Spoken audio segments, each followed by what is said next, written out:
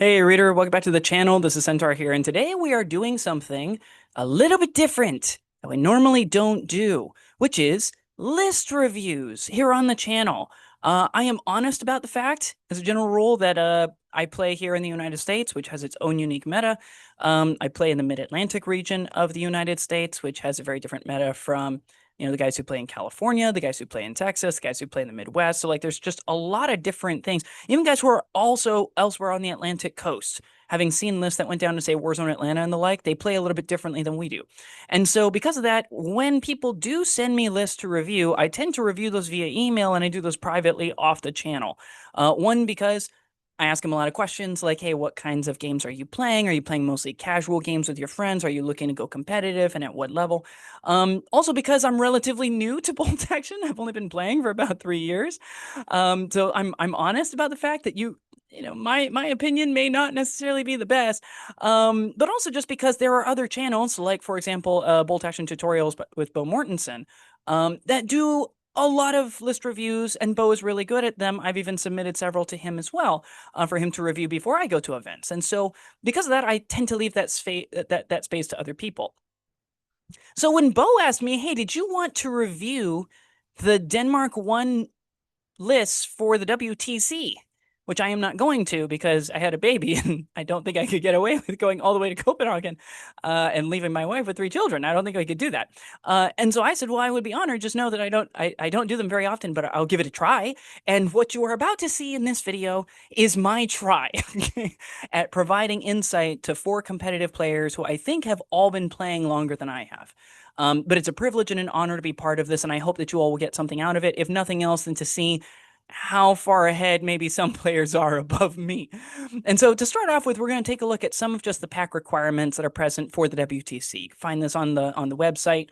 I'll try to link to it as well, just that way you have an easy access to it. But pretty straightforward, 1,250 point list, so you're not allowed to go above that. Obviously, you can go as far below that as you want to, so there's that. You're going to have 5 lists submitted for a 4-man team. And they have to all be different nations. So you can't run like 3 German lists, an American list, and a British list. You could run an American list, a Soviet list, a German list, a French list, and a Japanese list if you wanted to. Nothing wrong with that, but they do have to be different nations. Okay. And what's going to end up happening is that because there are 4 players, what's going to happen is that 2 of those lists are going to be submitted by one captain of one team to the other captain of the other team. And then out of those, there's going to be basically a blind choice, right? Between which ones are going to be playing against each other, where the opposing captain is saying, well, we want to play against this list. And so you don't necessarily know what the pairing is going to be. You don't necessarily know what the matchup's going to be until right afterwards. It also means that probably these 2 lists are being taken by the same person and they've been practicing with both. And they get kind of the fun of not knowing which list they're going to be using on any given round. And I think that's also an interesting element of strategy that goes into this. You're also allowed to take basically an infinite number of rifle platoons, right? You can contain as many rifle platoons as you want. However, all of the other platoon types, you cannot have more than 4 of them across all 5 lists. Not across the 4 that you use, across all 5, period, right? And that means that if you take, for example, 2 armored platoons in a single army list, that means that you can have a maximum of 2 other lists, each taking 1 armored platoon, and the other 2 lists are going to have no armor in them. This means you will not be facing flamethrowers on every single board, very probably, unless you end up choosing the random list that has an engineering platoon and all the others only have 1, right? You drop the 1 list that doesn't have any. It means that there's a reasonable chance that you aren't going to be able to basically do the exact same style of army in every single list, right? Because 5 lists, max 4 of any platoon that isn't a rifle platoon. Okay. It also means I think that we're going to see a wider style of play, right? So you'll see maybe more people who are leaning into artillery, people who are leaning into engineers, they're leaning into recce platoons and such, because they can't just build every single list with a rifle platoon, a heavy weapons platoon, and the armor platoon, which are the 3 most common platoons that people tend to run. We also find that at least 625 points or more has to be spent on rifle platoons in every single list. So that is, at least half of the points need to be involved in rifle platoons. This complete aside is a great way of helping to make the game feel more like an infantry game if you're worried about armor spam. Because it does mean that as long as it's, half of the points, right, whatever your points limit is, as long as half of them have to be spent on rifle platoons, there's only so much cheese that people can do with other platoons, period, right? Because they can't bring a whole lot of artillery and a lot of armor unless they're like Belgium, which has dirt cheap armor, right? That still has light AT guns on it, while also having relatively inexpensive, for example, autocannon anti-aircraft guns. But in general, it's going to cut down on a lot of that, or it's just going to push people toward nations that you wouldn't normally run, right? Maybe you're being pushed now to 50 to 60 point armor in, say, the Greek list, alongside Greek anti-aircraft guns, alongside Greek rifle platoons, which are really not bad. But how many people do you know if that actually play Greece other than this guy right here, right? There aren't very many of us. And so it's kind of nice, right? You know, it might mean we might see more representation, which is kind of great. And there's a maximum of 5 of any unit per army list. So let's say that I'm running Poland. I cannot run an armor platoon with 5 TKS tankettes and another armor platoon of 5 TKS tankettes. The obvious reason for that is that I would not have 625 points still left to run my rifle platoons, but also because you're not allowed to take more than 5 of any of those things. All right, so you can't spam out 10 anti-aircraft guns. You can't even spam out 6 anti-aircraft guns. You'd be limited to 5 of any given unit, okay, which is kind of nice. I guess if you split it up and you did like a couple of 20 millimeter autocannons and a couple of 37 or 40 millimeter autocannons, you might be able to do something like that. Though again, you have to be very careful on your points. That way you're all set, right? So, you know, like that's, and this is also nice too, because again, it means you might see a little more variety. And it's interesting to see where people kind of build it out. Infantry squads and platoon commanders, you can take more than 5 of. I think the platoon commanders is so if you wanted to, you could run 3 rifle platoons, 3 heavy weapon platoons, and they all have to have platoon commanders, right? But also, I suspect for infantry, it's like, look, bro, if you wanna run a bunch of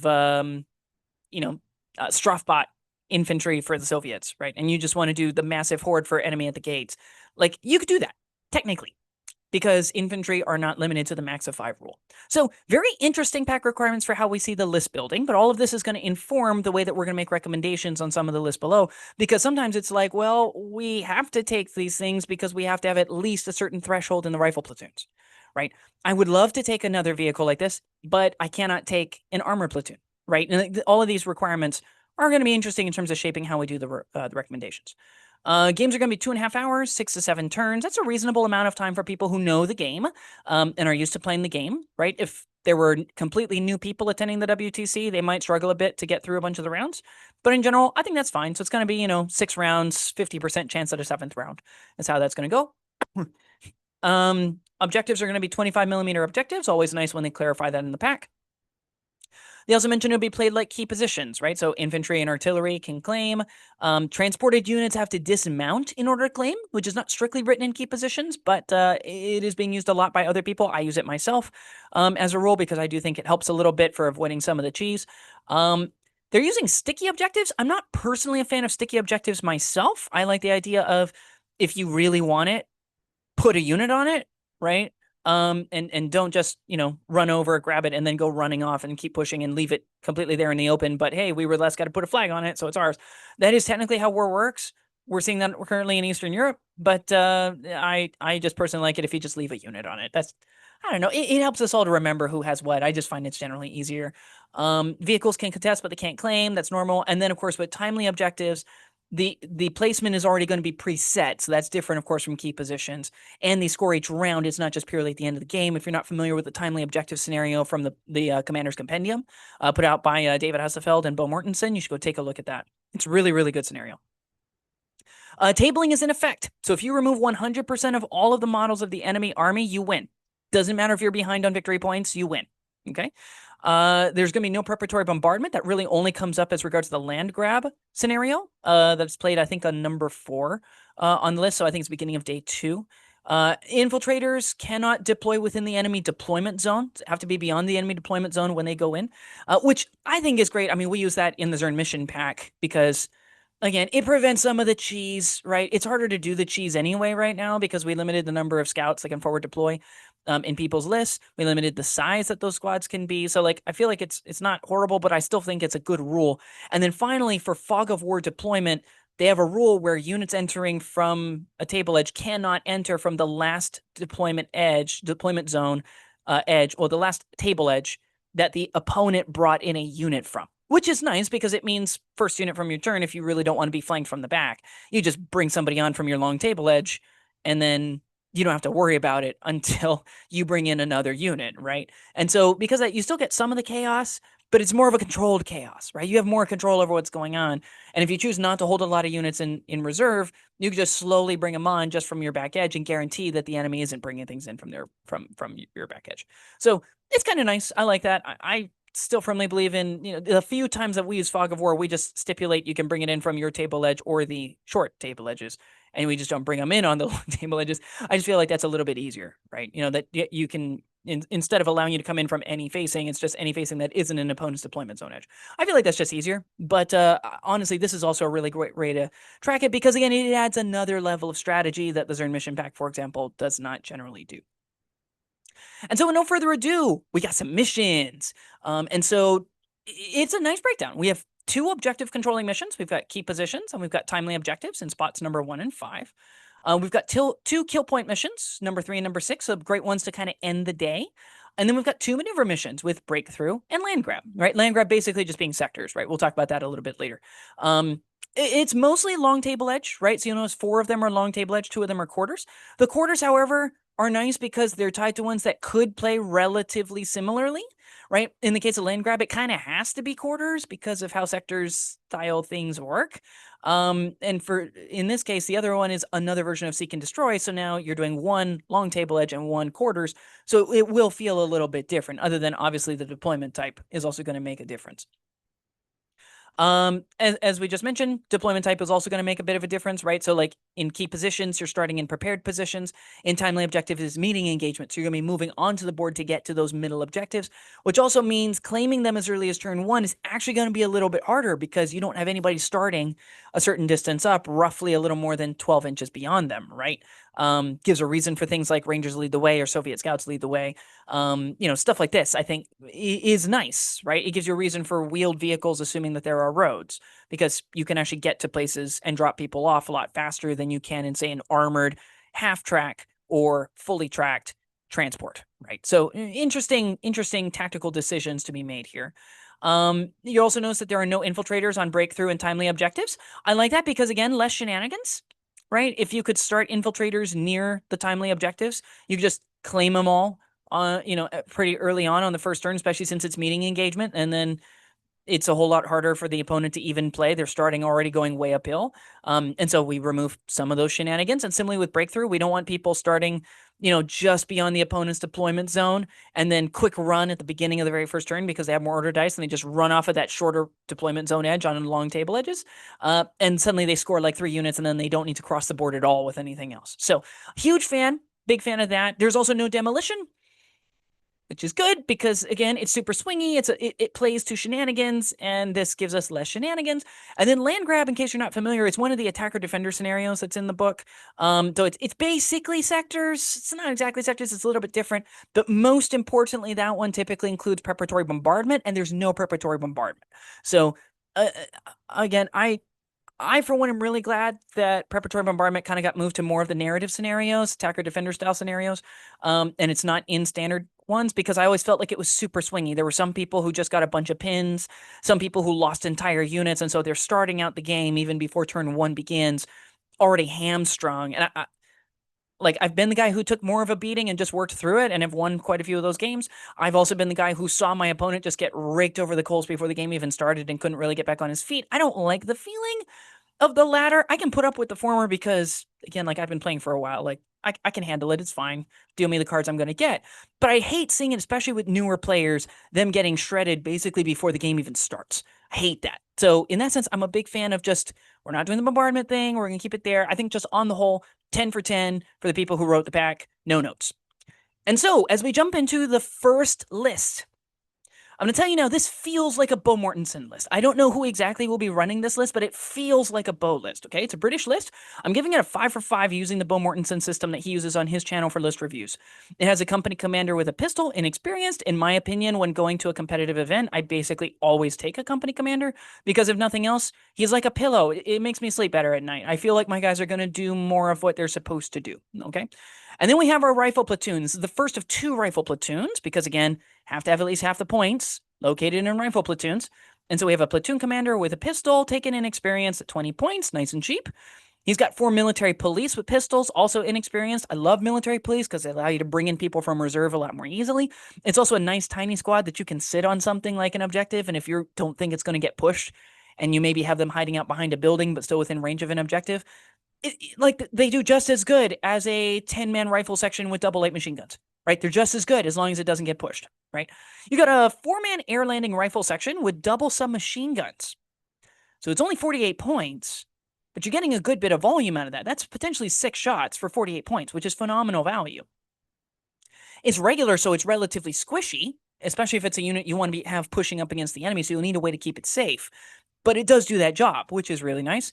And then we've got a Boys AT rifle, taken regular, 25 points. Fantastic anti-tank team. And then here comes the fun. We've got double Stuart Kangaroos. They have the forward-facing light machine gun. They also have the pintle-mounted heavy machine gun, which is doing 3 things for us. Number 1, this is a DV8, if I'm not mistaken, transport. It is admittedly open-topped, but the result is you're safe from small arms fire.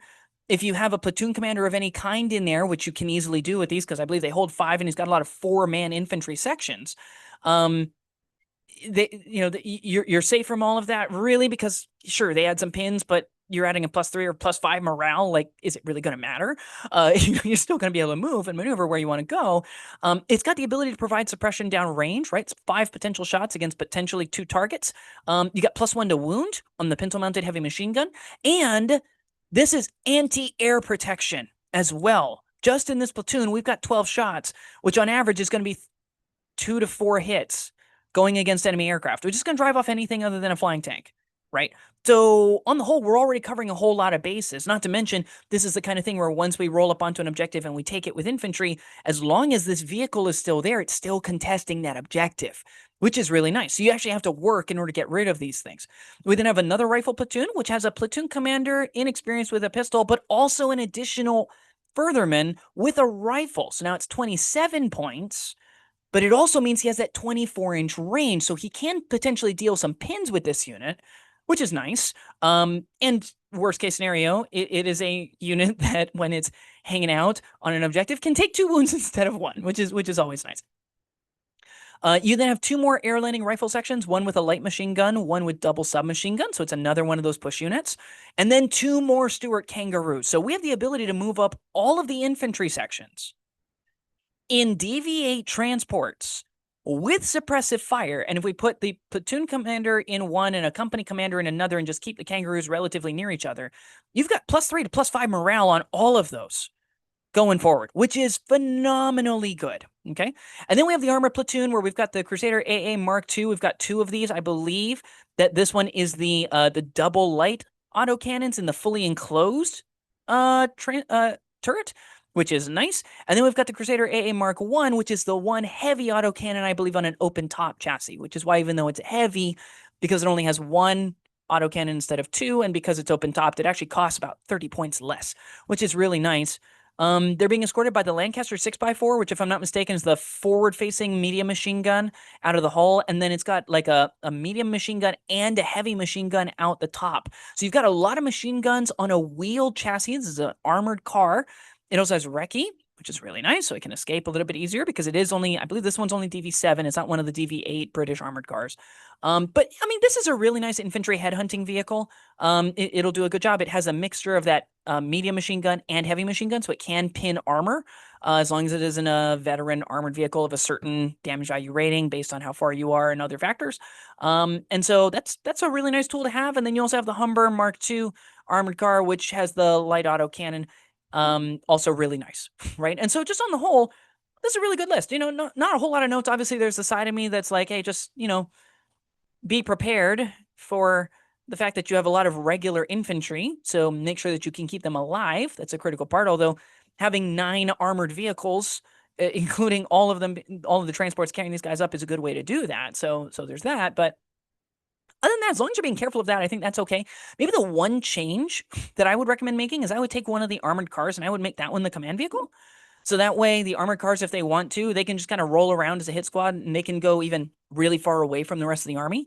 And you've still got that morale bubble. hanging out because one of them's a command vehicle. It also means they can snap the other one, and the two of them can headhunt together as much as you want, which is great. Whereas then the 9-inch move armored vehicles in the form of the Crusader AAs can maneuver with the Stuart Kangaroos, which move at the same speed. And one of those can be holding a nice +3 or +5 morale bubble, maybe both, to make sure that you're getting reliable activations, right? So like that's maybe the one change that I would make, but that's purely stylistic.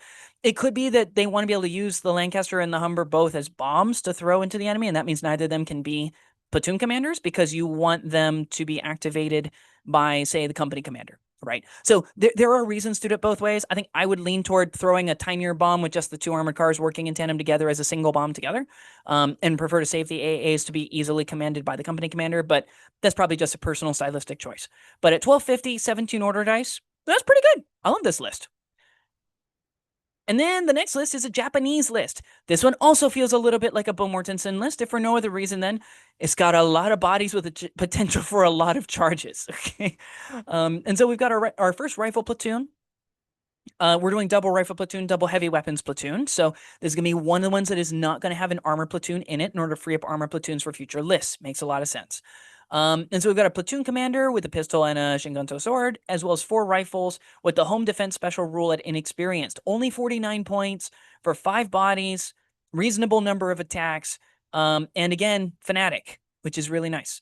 We then have 3 15-man militia sections, inexperienced, for 105 points each. So that's 45 bodies already, on top of the 5 from the platoon commanders. So that's 50 bodies already. And those 50 bodies have 49 rifles.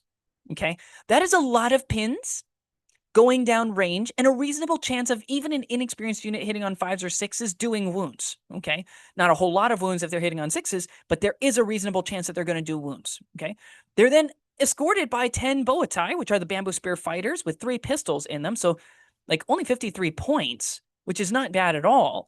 Kind of crazy, actually. So we're now up to, what is that, 60 bodies? And then we have 2 Nikohaku AT lunge mines. So, this is the anti-tank Pen +8 versions, taken in experience at 14 points each.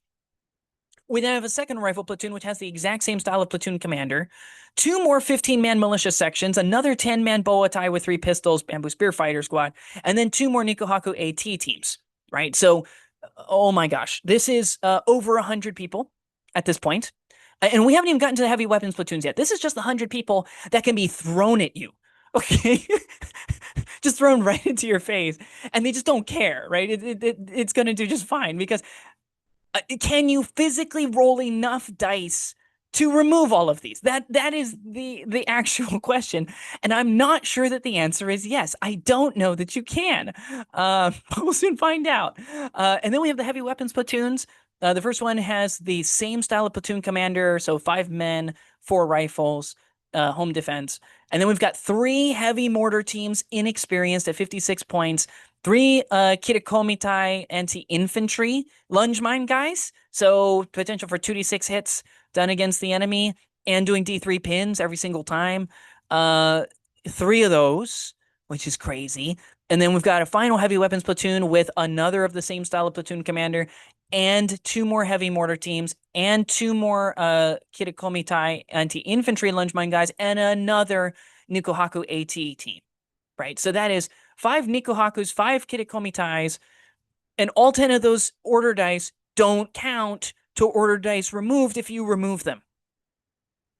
Beyond that, there are 16 more order dice, and 5 of those are mortars, which is a great way of just keeping enemies from camping. And if a bunch of them start firing at enemy armor, there's a reasonable chance at least one of them's going to hit, which is going to be really bad, right? So just on the whole, like, it's an interesting list. The whole army is inexperienced, which, like, we saw something close to this last edition. Obviously, we didn't because they couldn't take inexperienced officers, so they would at least have regular officers, and typically people would want to take armor of some kind, whether it's like a Horo assault gun or something else like that. But in this case, this list has over 100 bodies you can throw at the enemy while still having, 20 mortarmen hanging out, shelling you. And then there's the 10 guys running at you with explosives on top of the over 100 people that could come at you, right? You've got morale bubbles for days. There's no company commander in this list. And Personally, I think I would drop like 2 rifles off of each of the squads, off of each of the platoon commander sections. So they're only 3-man squads to take a platoon commander personally. Well, to take a company commander, just because I feel like it would be nice to have. At the same time, like if you plan to bonsai a lot, you may not need the company commander there, right? Because the company commander's there just to make sure that you pass order tests, and if you can auto pass them, then it's really not much of an issue. So, just things to think about. On the whole, like I'm gonna call it a 4 out of 5 just because I would run it personally a little bit differently. Though I have to say, if opponents are not ready for this kind of list, it's possible they may just not physically have enough volume to remove them all. Whether the Japanese then have enough firepower to actually remove the enemy once they get there is another question. And if your opponent is heavily using the ambush order, you may even find that your AT teams and your anti-infantry 1-man teams may not be as effective as you otherwise think they might be. So, like a lot of it's going to depend on a lot of things. I think that there's a little more chance involved with this list, but it is an interesting list. It's a very interesting skew, and I will be very curious to see how it goes. Third list is Finland. I'll be honest in saying I've played a few games of Finland. I've only played 3 games this edition. I played a few more last edition. I think my current rating though with them is like 0 wins, 2 losses, and a draw. So like fair warning, I clearly don't know how to play Finland. And it's not like I've been playing against people who play for the WTC and for the United States. These have been newer players that I've been playing with, and I just apparently can't figure it out. But this is a list that kind of is curious to me. There are some changes that I would personally make to it. But to start off with, we have a 550-point rifle platoon. Okay. We've got a platoon commander with submachine gun taken regular because that's a perfectly fine thing to do. Keeps it relatively cheap. And then we've got 4 6-man sissy recon squads, which are fantastic. But they're each taking 4 submachine guns and 2 Panzerfausts. Okay. So they're not using the rifles. A lot of people, because of the fact that you get that +1 to hit when firing with a rifle from ambush, and sissy recon squads can move on an advance order and then go into ambush instead of shooting. A lot of people tend to take these with rifles, and we are going to see one of those squads a little bit later. But you rarely see them with submachine guns. You tend to see Jakarta taken for that because the SMG doesn't benefit from the ambush rule that the Army Special Rule gives. I kind of see it both ways. It means that on the one hand, yes, you aren't getting that, but you can still technically advance an ambush with submachine guns, right? Which is kind of nice. And it means that if, for example, if you were rushing up to a place and you wanted to go into a ruin, you could advance into the ruin. And if opponents weren't quite in range, but you had reason to believe they were coming into that zone, that area of the board, you might then be able to go on ambush and then get ready to trigger against the enemy. Or you were moving up, you're getting ready to take an objective, you decide you want to go on ambush because you have an intention really of just going down in heavy cover. So that way you're going to get a 2+ save on 6 veterans, which is really good. Like I could see it working. Each of these is 130 points though. So these are expensive, mostly because again, you're paying for 30 points worth of Faust on every single one of these squads. You're paying for, what was that, 16 points worth of submachine gun on every one of these squads. So like they're pricey. At the same time, this is a push style that you don't generally see from Finland, and I think it could throw a lot of people for a loop. I think when they see that they're playing against a Finnish list, what they're thinking is, oh, great, well, it's going to be a skirmisher style list. I'm going to have room to be able to push up and maneuver, just kind of push them back and kind of force them against a wall where they have to stay in a certain place and they got to fight me. These guys you might find that they're pushing up aggressively towards you and could take you by surprise, which is cool. You then have a 390-point rifle platoon with another platoon commander with a submachine gun. You then got another sissy recon squad. I think we didn't have quite enough points to take 4 submachine guns, so there are 3 submachine guns and 2 Fausts. And then you've got a 6-man sissy recon squad just with the rifles at 84 points, which is cool. And then we've got 2 of the generic rifle sections, just with an extra LMG. And so that's 6 dudes with an LMG, 75 points, kicking out 4 shots plus 4 shots, 8 shots for 75 points. Not bad in terms of volume. This is, good support by fire stuff along with the other sissy recon squad to give some cover fire for the other 5 squads as they're moving up. And then we have a heavy weapons platoon. Again, we're saving off some of those armor platoons for our last 2 lists, which is nice. We still have 3 available, which is cool.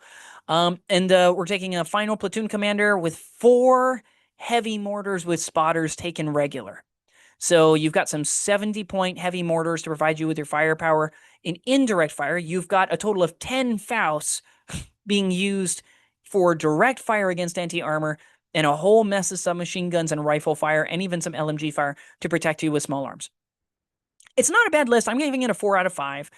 Only 15 order dice, which in my opinion is maybe a little bit low. maybe the person using this list is maybe on the more reactive side of things, and so they don't mind the fact that maybe the enemy gets to do a couple of activations first, and they want to react to that with their shorter range weapons. It's possible. I would personally make a few changes if I was running it. And so if I can put forward a few ideas to the player, just some things to think about. I think the deadline's already passed for submitting lists, so whatever. But here it is. First of all, I would add 2 regular ComSum Let's tractors to the first rifle platoon. You can't add 3, but I would do 2 because it gives you the ability to be able to move forward 6 men, which is what each of these Sissy Recon squads is.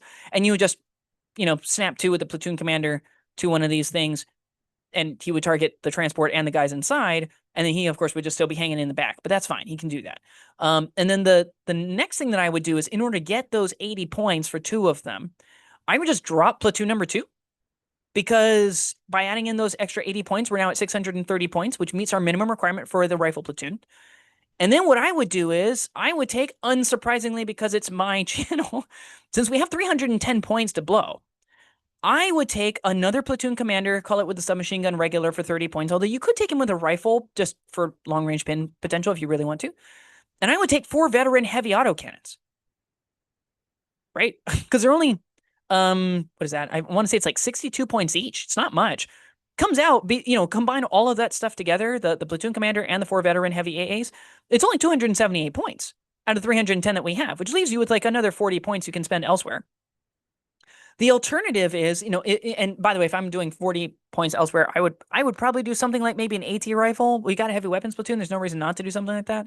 You could also spend that extra, roughly, what is that, 30 points or so? Yeah, I think it's actually 30 points or so that we have lying around. You could spend that buying maybe even just an extra man for each of the platoon commanders, right? Or even just for 3 of the platoon commanders. So that way they're a little more durable. They're a little bit safer from enemy fire. It's another submachine gun, so they're doubling their rate of fire, which is really nice. The alternative is you can take the platoon commander and the 4 heavy AA guns. You could take those regular instead of veteran if you wanted to. And that frees up enough points where you can take another heavy mortar if you wanted to. And so the result is that between a platoon commander and 4 more artillery pieces, you're replacing the same number of order dice as you're losing. Plus, you're adding at least 2 more with the ComSum Let's tractor. So now you'd be at 17 order dice. And if you were to take regular artillerists and then give yourself an extra heavy mortar, you'd actually have 18 order dice, which means you could start the game with possibly drawing a couple order dice. And if that's the case, you're just setting autocannons on ambush, or you're doing some test work with your heavy mortars to kind of soften up and see what you can hit against the enemy, because maybe you get lucky, maybe you disrupt some stuff, right? And you really throw a wrench in people's plans. So, there's a couple of things you could do. Again, I want to caveat all this by saying I don't really know Finland. Apparently, I don't have a good win record with it. So there's that. But I think it could be pretty useful. That's one of the changes that maybe could be made. But again, that's also a stylistic thing. I personally am not as worried about running static artillery pieces, especially if you're putting 2 and 2 of them together and you have them recruitable. See our recruiting video in order to get more on that.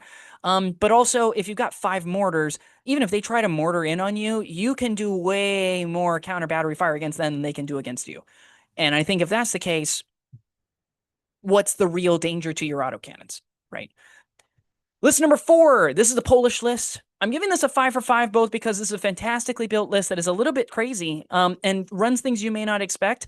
2, because I've run Poland a lot, and I can tell you this is a solid list. But 3, because I'm pretty sure this is going to be the one run by Michael Fia, and he's one of the best Polish players in the world. So if he thinks this is a good list, I'm going to give it a 5, because he definitely knows more than I do when it comes to running this, and you can tell by the style of how it's played. First of all, we have a platoon commander with a submachine gun, which is interesting because I'm not sure you can fire a submachine gun on a horse, but he may not need to. So there's that. Anyway, suffice it to say, he is taking a horse with it, so it's a 24-point inexperienced platoon commander. Okay, you then have 2 squads of 6-man lancers, so Polish cavalry with the lance upgrade. Really nice at veteran, at only 102 points, and then he has them combined with a 6-man lancer unit that's regular at 84 points. Okay, which is interesting. More on that in a little bit. And then you've got an AT rifle team taking regular and civilian car inexperienced. I imagine the AT rifle team is going to spend a lot of time in that civilian car, both either to quickly whip it around and get to the side or rear arcs of armored vehicles, or to outflank, because Poland gets to ignore the penalty for outflanking. So even though the civilian car is only coming in on an 8, It is coming in on an 8, which is not bad. And so a great way to be able to get to those rear arc shots or be able to get to things that thought they were pretty safe. And suddenly you're at point blank range with a pen +2 at least. And that is just, it's so good when it gets to work. I know a lot of people don't have a lot of success with AT rifles. People like to complain about AT rifles. I'm telling you, this is a really good way to run AT rifles. Okay. And then we have a second rifle platoon because when you have to spend 625 points on a single rifle platoon, if you don't want to go above 6 cavalry in a squad, and when you do go above 6, the footprint is just so dang huge, you can't really get out of line of sight of things. So you tend to want to leave them at a maximum of 6. You have to have a second rifle platoon because it is basically impossible to take 625 points in a single rifle platoon. So we were taking the exact same style of platoon commander. We're taking the exact same setup of Lancers. So this is another 3 6-man squads of Lancers, 2 veteran, 1 regular. So now we've got 24 veterans running around with Lances. We've got 12 regulars, and we've got 2 more platoon commanders on horses also running around. And all of these cavalry units have recce. Note this. So far, all but 2 of the units in the list are recce units. And 1 of those units might be sitting in a civilian car. Okay? And then we have our armored platoon where we have 4 TKS tankettes, all with the autocannon upgrade, because that's exactly how you should be running those TKS tankettes. Those are the ones that hunted German armor during the first 5 weeks of the war, and they did a pretty okay job at it. So run them, okay? They're really good. And then we have a second armored platoon. This is why we were saving them. It's interesting. I thought for sure it would be for like a German list or an American list, but it's actually for the Polish list, which makes sense because Polish armor is cheap. So you can get away with a lot of it.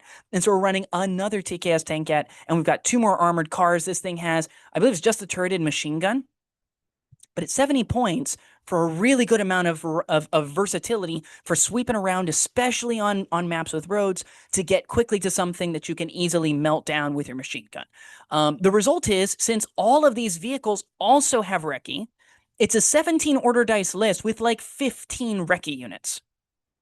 So actually wounding this list is going to be a little bit tricky. Now, there is a trade-off that comes with this, which is if you're on a more open board, this list could find that the regular Lancers are going to get torn to shreds. Veterans are probably going to lose quite a few casualties. It could be really difficult to get things done, right?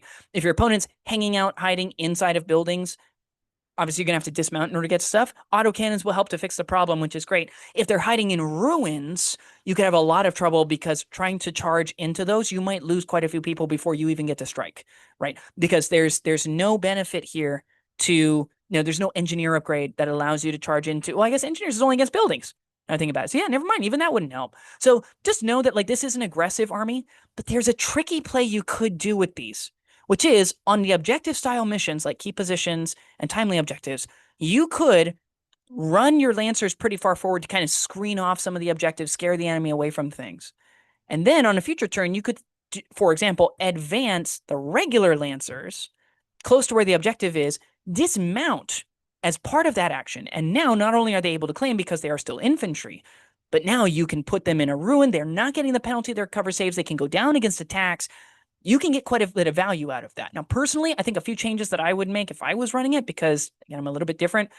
I would change out both of the 6-man regular Lancer sections for 6 veteran standard riflemen with a BAR, which is the exact same cost.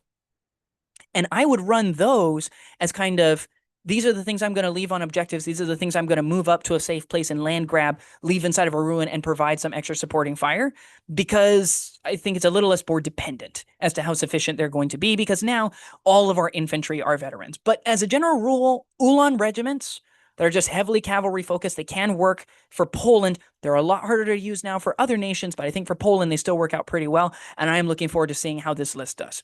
And then finally, we have the German list. And I'll be honest, I looked at this list, and when I was building out the slide, I honestly didn't know what was going on. So whoever's running this list, I don't know if this is an Anders list or something else like that, you clearly know a lot more about Germany than I do, and I look forward to seeing how it goes. But we have our platoon commander with a rifle, inexperienced, so he can actually pin from a reasonable distance away.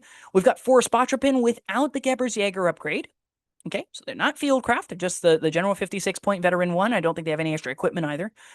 We got 3 Feldjäger Corps units, 2 with light machine guns, 1 with a submachine gun, and a Faust. So pretty nice push units. They also have really nice rules regarding specific kinds of shirker units. More on that in a little bit. And we have an SDKFZ 250/1, which is taken regular. Now, this thing only has capacity for 5 people, but 5 people could be a Feldjäger Corps or a Spotropen unit and a platoon commander. So even in those scenarios where you can't infiltrate, Spotropen still have a way of being able to get up relatively quickly because we have ourselves a really small half-track, which is nice. The second rifle platoon as a platoon commander with a pistol inexperience, so he's only 20 points. He won't be doing a lot of pins for us. He's just going to be helping guys in the back. We have another Spotropen unit taken the same way, and we have 3 10-man replacement army squads. These are inexperienced shirker units. That's 10 men for 50 points. Not bad at all. And they do get to ignore the shirker rule if they're near a Feldjäger Corps unit. So we have a relatively easy way of getting them to activate while getting really good value out of them because we save 20 points each. So 60 points over the course of the entire army. We have another SDKFZ 250/1 regular, so there's another half-track we can use to move up troops if we want to. And then we have our armored platoon, unsurprising because it's Germany and they have a really good armored platoon. We have the Panzer III Oshif G. This is the medium anti-tank gun, double coaxial tank, taken with command vehicle, so it's 175. Compare that to the Panzer III Oshif C, which is the double coaxial but light AT gun variant. So 20 points less for not having as big of an AT gun, 10 points less for not having command vehicle, but otherwise the exact same vehicle. And 3 Panzer I Cs taken regular. Now, if you're not familiar with the Panzer I C, I've reproduced the stat line down below because a lot of people punt on this, but there's a lot here, actually. It has a turret-mounted, basically anti-tank rifle, right? The EW-141 was a kind of anti-tank rifle that was kind of modified, and it has a coaxial machine gun, so you still get a potential for 4 shots. It's DV8 fully enclosed. So you've got 5 fully enclosed, relatively reasonably durable armored vehicles in this list, which is nice. But this AT rifle is a special AT rifle. It has only a 36-inch range instead of a 48-inch range, which is not bad. It gets 2 shots instead of 1. It still has that pen plus 2, but it actually technically never gets pen plus 2 because it's either going to be at long range, so it'd be a pen plus 1, or because it has the squeeze bore rule, when it is not at long range, it gets a pen plus 3. So it's hitting kind of like as long as it has 2 shots, it's hitting like a heavy autocannon without the HE option, which is really nice, or like a more reliable low velocity AT gun, ironically, even though with not quite as much range, and again, without the HE option. So pretty nice. It does have the experimental special rule, so if you ever roll double ones to hit, then you drop down to only 1 shot for the rest of the game, which on the one hand, you tell yourself like, oof, that's really bad. Again, that's a 3% chance every time you shoot. You're shooting a maximum of 6 times. You have 3 of these, you're firing 18 times. Your chance of getting 3 it might happen once per game, but that also assumes they live every single round of the game, and it's only happening to 1 of them, and there are 3 of them, right? So in general, it's not actually going to happen all that much. It's only about a 1 in 5 chance it's going to happen with any one of these vehicles, okay? Which means it will probably happen once for every one of them during the event, but it's not likely to happen more than once in general every game, and probably not even every game, probably closer to every other game. So on the whole, it's not bad.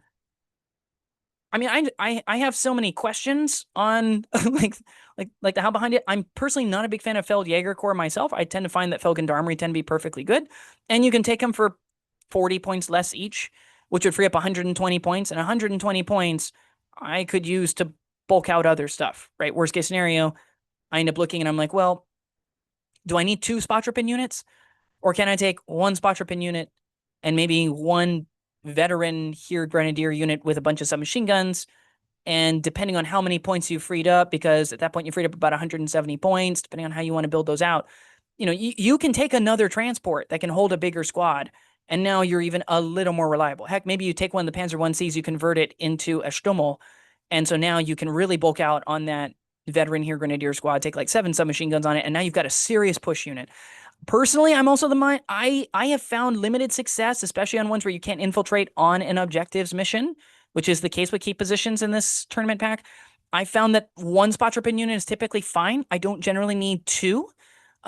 Especially if the opponent's playing aggressively, they have a very good chance of removing 1 or both of those. And since these only have 4 rifles each, they aren't actually contributing much other than that initial deployment advantage and the fact that they're relatively difficult to shift. But if opponents are running a lot of SMGs, they might be easy to shift. So personally, I would make a few tinkers to rifle platoon number 1, but on the whole, like, it's an interesting concept, and at the very least, a person who isn't used to it, they are not going to know what to do with this. It's got very good anti-armor removal. which is great. Again, you're ranging anywhere from pen +3 to pen +5 on pretty mobile chassis, which is great. They're not going to be easily pinned down by the enemy. They have to use heavy weapons on it, and not every army is going to have an armor platoon. So getting those reliable pins is going to be relatively difficult to do unless they're taking artillery, at which point you have the movement and mobility advantage over their anti-tank. And that's the list. I'm giving this one a 4 out of 5. Again, I feel like this is all 4s and 5s. These are well thought out. They've been tested. I can tell that they have a rough idea on what they're doing. I may not necessarily know what they're doing, but there's clearly a synergy here. And I think these are pretty cool. So best of luck to the Danish team. By the time I've posted this, it'll be just shortly before the event, I believe. So I hope that this is insightful for you to see what else going on. If you have thoughts on any of the list, if you have thoughts on my reviews of the list, if there's something that you saw that I didn't see that's just obvious as to why the list is built the way it is, please let us know down in the comments below, and I will see you next time.